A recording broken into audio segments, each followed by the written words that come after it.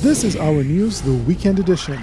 And on the broadcast tonight, moving full steam ahead, the Prime Minister reveals government has struck a deal that's anticipated to revitalize Grand Bahama's ailing economy. Plus, just how are hospitals and clinics coping with the consistent power outages? And the countdown is on to the crowning of the country's newest beauty ambassador.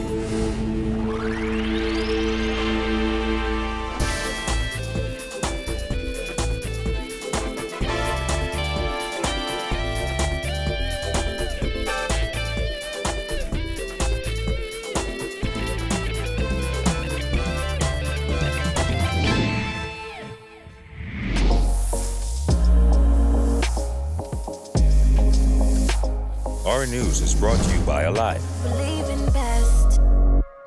Good evening, I'm Andrew Knowles, and thanks so much for joining us. The nation's Chief Prime Minister, Dr. Hubert Minnis, revealing last night that after many months of negotiations, the government has delivered a deal for Grand Bahama, and he calls it a massive project. The Prime Minister made the announcement as he addressed scores of party supporters during the final night of the Free National Movement's Torch Bearers Youth Convention.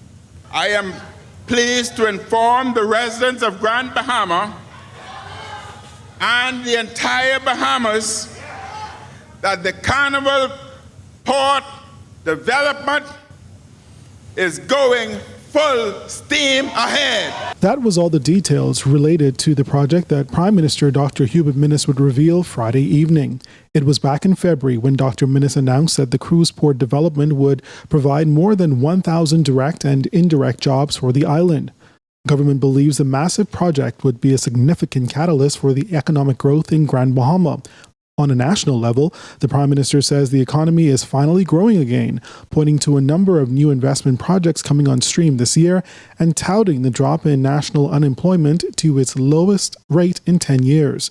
Dr. Minnis says the country is in its best economic shape since the recession of 2008. Within a few weeks, there will be a major economic announcement for New Providence that will provide economic opportunities for Bahamian businesses, more jobs for construction workers, and more long-term jobs. Dr. Minnis also added that the Half Moon Key development project is also proceeding along quickly.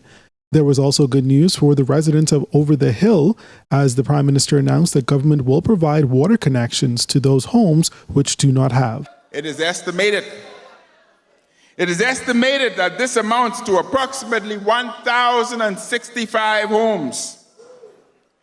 The estimated cost for each home is approximately $740 plus $115 as security deposit. The total estimated cost for this component of the project for a new metered connection is approximately $900,000. Additionally, new water mains are needed along streets to facilitate the connections, costing $230,000. But according to Minnis, it's a cost government would not have to absorb. I am pleased that the government has secured donations for both the new water connections and the new water mains.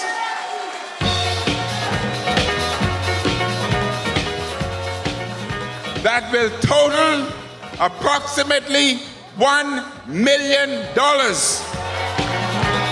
As for the major problems at Bahamas Power and Light, Dr. Minnis reiterated his government's pledge to fix them once and for all.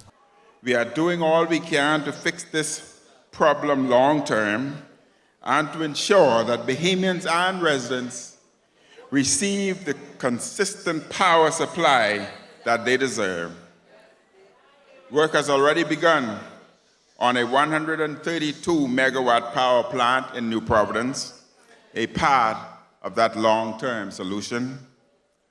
In the short term, BPL is currently carrying out a plan to mitigate its shortfall in generation.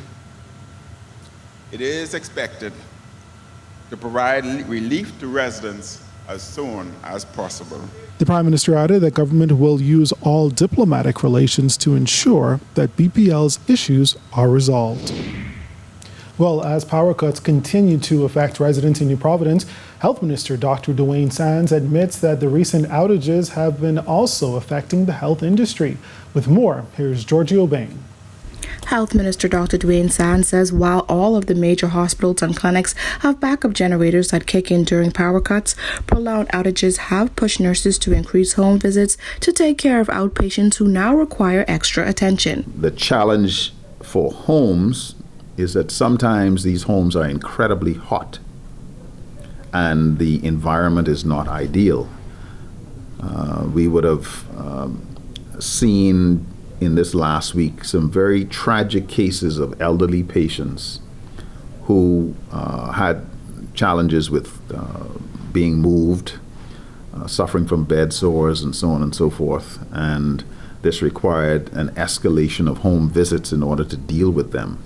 The health minister was also asked about preserving medication during long power outages, which have been occurring on a daily basis. Sands stressed the importance of keeping medication in an ice box or separate cooler to prevent spoiling. If we are suffering from challenges with repeated power cuts, then maybe an old-fashioned ice box, an old-fashioned igloo container. Put your medication in a plastic Ziploc plastic bag and keep it there. So that works reasonably well. Sands said while he sympathizes with residents suffering during frequent power cuts, it's time to think outside the box when it comes to our health. Power has been going off. So to have medication spoil because we didn't plan properly is unfortunate. We can complain about the fact that the power is going off. And I do empathize with the general public. I know they've been suffering quite a bit. But at the same time, it also means that perhaps we have to plan and do things a little bit differently to safeguard the health of loved ones, family members, and ourselves. Reporting for our News Weekend Edition, I'm Giorgio Bay. Meantime, the health minister also announced that his ministry is close to opening 2 mini hospitals on the island of Exuma and Abaco very soon, as the final steps are being put in place. The Prime Minister would have made a commitment while he was touring that we were going to bring the Abaco and Exuma facilities up to speed. And so we've been recruiting lab technicians, pharmacists, x-ray technicians in order to get that adequately staffed. We've also transferred a number of physicians into those community mini hospitals. According to Sands, a number of healthcare professionals have been recruited for the mini hospitals. While it won't happen overnight, certainly I think the public can expect more comprehensive services to be available at those mini hospitals in very short order. And we're actively recruiting additional personnel to populate those facilities. Now, I can't tell you that we're going to be doing open heart surgery in Exuma anytime soon, but certainly more services than are currently provided. In other news this evening, there's a new app that you can use to provide valuable information to police. Police Press Liaison Superintendent Shanton Knowles tells us a bit more about it. The P3 system is an app that you can go into your Play Store and download it. You can click on the country, the region, and you can select Bahamas.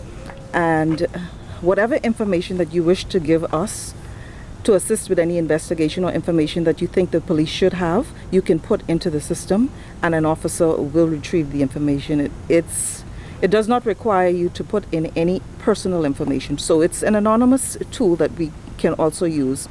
Knowles says people can still provide information via Crime Stoppers at 328 TIPS, but this is just another platform.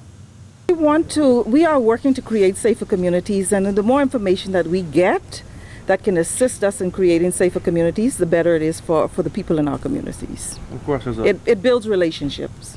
Of course, there's that concern people have with coming forward to the police and being known as that person who went forward, right? Well, there is that concern, but we are confidential in the information that comes to us. So I want to encourage people that if you have information and you cannot use one of the apps for some reason, come to us. Our information remains confidential. Still ahead tonight, the ladies vying to become the next Miss Bahamas Universe gear up for the grand finale. That story and more when our news, the weekend edition, returns.